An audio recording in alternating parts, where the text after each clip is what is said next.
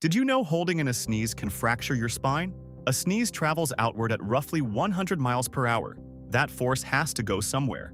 When you block it, the pressure has nowhere to escape, so it turns inward. In documented medical cases, people have ruptured their eardrums, torn blood vessels in their eyes, and cracked vertebrae in their neck, all from a single suppressed sneeze. Your body designed this reflex to explode outward for a reason. Fighting it means fighting one of the most powerful forces your body can produce. What happens if you hold your breath until you pass out? Follow for the next episode.